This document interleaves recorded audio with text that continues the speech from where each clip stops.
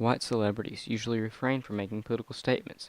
Making political statements were risky actions toward their status and fame in the late 1950s to the early 1960s, as at this time it was coming to an end of McCarthyism and the blacklisting of Hollywood celebrities.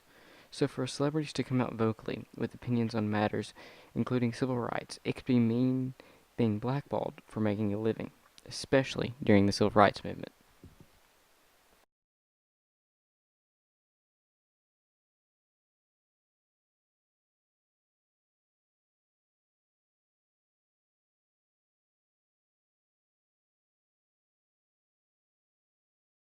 Frank Sinatra was a popular musician, was even a mentor for some. He was a civil rights advocate. He supported black musicians and that they were paid equally. He provided them with a bodyguard and told the bodyguards to break anyone's nose who looked at them funny. He showed audiences an example of tolerance for supporting black musicians and playing alongside them. He made sure that everyone in his band was treated equally, no matter the race. Walking into a hotel in Las Vegas with Sammy Davis Jr., the manager told him, "We don't have Negroes here." To which Frank replied, "You do now. I just bought this place."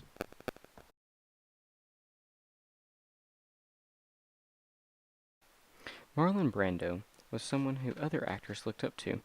When Marlon Brando's career slowed down in the 1960s, he became more political. He donated money to Dr. Martin Luther King's Southern Christian Leadership Conference. He marched on the March on Washington in 1963. He also attended a Black Panther rally in 1968, which caused his reputation to weaken. Due to the support of the Black Panthers, it led to the Brando blacklist, which kept him from getting larger roles in movies and caused him not to work for 3 years.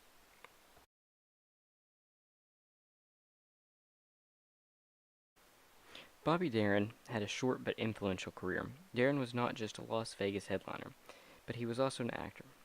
Darin was an idol to American teenagers and adults. Bobby had always wanted to do politics. He even helped JFK campaign. Bobby was a supporter of Dr. Martin Luther King Jr. He marched in a civil rights march from Selma to Montgomery, Alabama in 1965. He advocated for black musicians. Bobby really wanted Nipsey Russell as his opening act. However, the manager at the Copacabana refused. Darin threatened to have a sit-in outside, and the club manager finally gave in.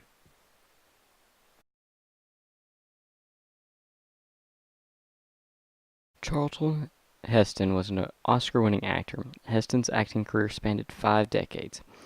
In 1963, he marched with Martin Luther King Jr. He was elected president of the Screen Actors Guild. He started out as a liberal Democrat, however he was later known for his conservative activism. Heston picketed a segregated lunch counter in Oklahoma City in May of 1961.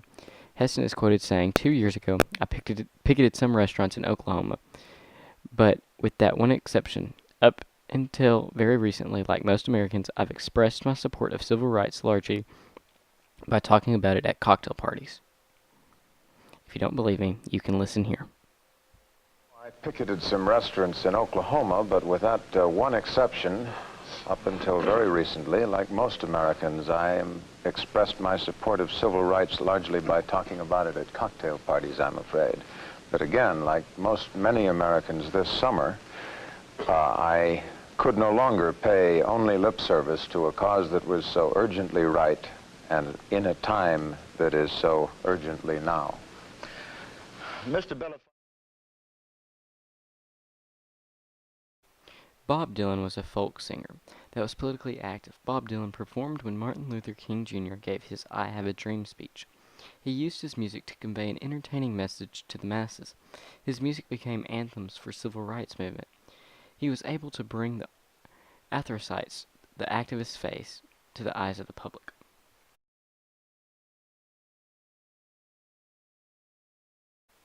Paul Newman was an American actor which helped with his political activism. He was accused by Mayor Leslie Gilliland for rabble-rousing, which is to stir up the emotions or prejudice of the public. Given the trouble with speaking out on racial inequality in the South, he said, "It's all right when we've come down to the South to raise money for a hospital, and it's perfectly all right when we are asked to donate our services for the humanitarian causes. They don't call us rabble-rousers then."